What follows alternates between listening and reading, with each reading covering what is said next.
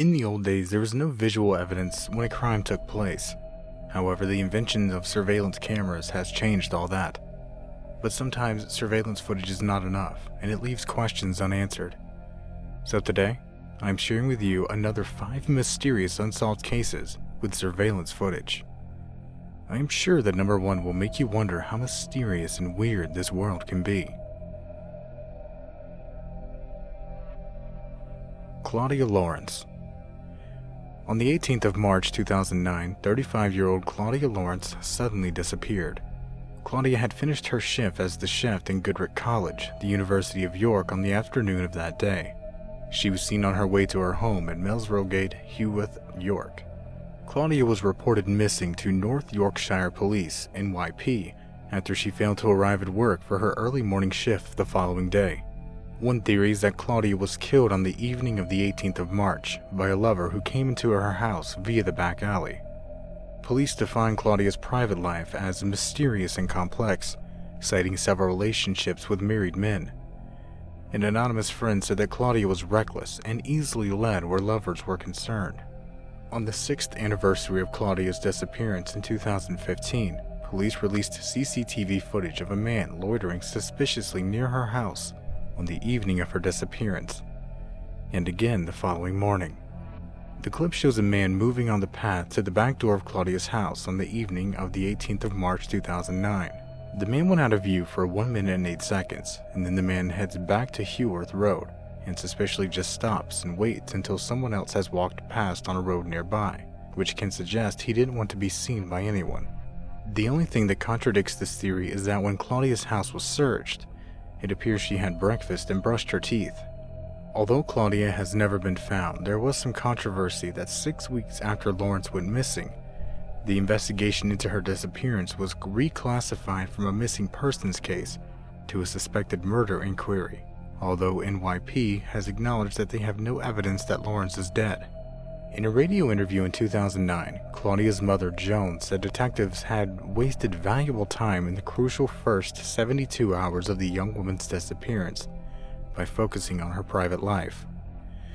4 men aged in their 50s were arrested in connection with Claudia's disappearance, but on the 8th of March 2016, the Crown Prosecution Service abandoned proceedings against the 4 men who had been arrested on suspicion of murder, citing lack of evidence. The police blamed a lack of cooperation from witnesses. One detective said that this could have been solved if only people were honest with us. Ioana Weiserick. On July 17, 2010, Ioana went to a nightclub with her friend Adria and 3 male colleagues at about 12:15 a.m. Powell, Merrick, and Adrian. She knew the 3 guys for only about a month. During the time in the club, there was an argument between them. According to her friends, Ioana left in a huff and ran out of the club. She had no money and her phone battery was running low. She waited until it started to dawn about 4 a.m. and started walking in the direction of her home through the Seaside Boulevard. She was captured on CCTV walking back towards her home on the way. She texted a few people on her way, also Adria, saying she's angry that her friend didn't follow her out. Ioana called Adria from the way, and Adria says that they settled the argument over the phone. A few minutes after 4 a.m., she called Adria for the last time, told her that her phone battery was dying, told her where she was and where she's headed, to Adria's home. She was a bit drunk and probably didn't want to meet her mom like that. Her request was accepted by Adria, and she said she'll leave the keys outside for Ioana's arrival. Then Ioana was captured on CCTV, making her way to Adrian's house. It is the last footage of her captured by a camera. It is clear to see that the surveillance video shows a man in a plaid shirt close to Ioana during her last known few hours. The man is still unidentified, but the police believe he has nothing to do with the disappearance. The police believe that Ioana was likely to have passed through the park safely, but Ioana never arrived home. Theories range from Adria and her 3 male friends being involved or knowing more about Ioana's kidnapping, to she being used within a sex trafficking ring. 6 years later, and this case is still unsolved, and Ioana is still missing. Matt Flores. Matt Flores was a successful military officer starting a job in the Silicon Valley with his wife, Denise, and newborn daughter, Danielle. At 8:14 a.m. on March 24, 1994, a young engineer at Applied Materials, Matthew Flores, pulled into a parking lot and was shot once in the head as he got out of the car. Despite a total of 20 people being in the parking lot at the time, not one person saw Matt's killer, but many of them heard the gunshot. Authorities found that Matt had no known enemies and no reason to have been killed. His murder resembled a professional hit, but why was he targeted? Flores was driving a rented Chevrolet Corsica, which he pulled into an unassigned parking spot in the Applied lot at the company's Building 12, at 3225 Oakmead Village Drive. The killing took place just outside the range of Applied surveillance cameras. The cameras did catch an image of two door-light colored 91 and 94 Ford Explorer driving through the parking lot, and had black trim on its lower panels. CCTV camera captures an unidentified two-door Ford Explorer entering the parking lot 20 minutes before the shooting. A few seconds later, a two-door Ford Probe, similar to Matt's, was followed by the Ford Explorer. A few minutes later, the Explorer exited the parking lot. Then 4 minutes before the shooting, the Explorer re-entered the parking lot and went in the direction of where the shooting occurred. At 8:12 a.m., Matt and the female eyewitness entered the parking lot. Just after the shooting, the Ford Explorer left the parking lot, never to be seen again. It seems likely that the driver of the Explorer was the killer, and it's been theorized that Matt might have been an unfortunate victim of mistaken identity. No one knows the full truth behind Matt Flores' murder. Kendrick Johnson. In January 2013, in Valdosta, Georgia, Kendrick Johnson was found dead in his high school's gymnasium. The 17-year-old boy's death was declared an accident. It appeared he fell headfirst into a rolled-up gym mat and suffocated. An autopsy was carried out on Johnson's body to find the cause of death, which was concluded to be accidental, with investigators saying that he had got stuck in the mat trying to receive a shoe and suffocated. There is no evidence of bruises or foul play, but the bizarre circumstances of the boy's death raised suspicion with the family. Johnson's family had a private pathologist conduct a second autopsy. This time the autopsy report was different and was concluded that John had died from blunt force trauma. The autopsy also reported that the brain, heart, lungs, liver, and every other vital organ were missing. They had been replaced with crumpled newspaper. The owner of the funeral home claimed that organs were more likely destroyed through the natural process due to the position of Kendrick's body when he died. In November 2013, 290 hours of CCTV footage from inside the school was released to CNN following a court request, which shows Johnson entering the gym moments before he died.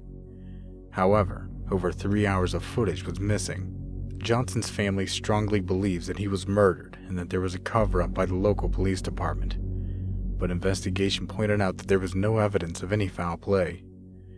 There were strong arguments on both sides whether Kendrick's death was accident or murder. Tell me what you think about the case. The Jameson Family. On October 8, 2009, the Jameson family, which consisted of Bobby, his wife Sherilyn, and their 6-year-old daughter Madison, mysteriously went missing. That day, the family traveled 30 miles from their home near Eufaula to a rural area in Oklahoma, where they were looking to buy a 40-acre plot of land. They drove their white pickup truck up to the isolated Sam Boys Mountains, but never returned.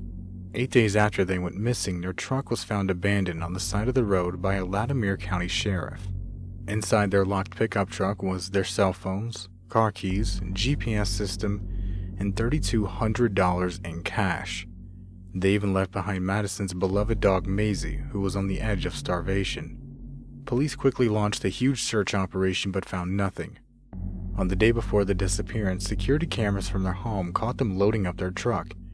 Investigators saying that Bobby and Sherilyn looked like they were in a trance-like state, where they kept repeatedly going back to their house and back to their truck over 20 times, without even speaking to each other. On November 16, 2013, hunters found human remains in a wooded area nearly 3 miles away from where the Jamesons' pickup truck had been abandoned. The remains appeared to belong to 2 adults and a child. Months later, the remains were positively identified as Bobby, Sherilyn, and Madison Jameson. An autopsy was performed, but the remains were in such a bad state that the cause of death could not be determined. This photo is believed to be the last picture of 6-year-old Madison. The photo was taken in the mountains. She was found on Bobby's cell phone. The family doesn't believe Bobby or Sherilyn took the photo, as Madison appears to look terrified and isn't looking towards the camera. Bobby and Sherilyn had been displaying bizarre behavior prior to their disappearance, and there are rumors that the family was involved in drug dealing. However, police found no drugs in the home. Months prior to the disappearance, the Jamesons had become very paranoid and told some of their friends and family that their house was haunted and explained that they had seen spirits.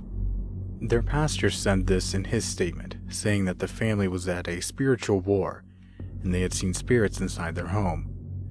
Bobby allegedly asked the pastor if there were any special bullets that his family could buy so he could kill those spirits. A satanic Bible was found in their house after their disappearance. No one knows, though, how the Jameson family died. Some believe they were murdered. Some believe that the mother, who was suffering a deep depression, murdered her family and then committed suicide. There are even theories of the family getting lost, a cult sacrifice, a cartel killing. There are many theories about the case, but to this day, nobody really knows what happened to the Jameson family. If you have any theories about the cases listed here, please put them in the comments section below.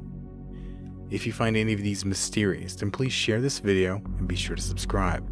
You really don't want to miss what's coming next. And as always, thank you for watching.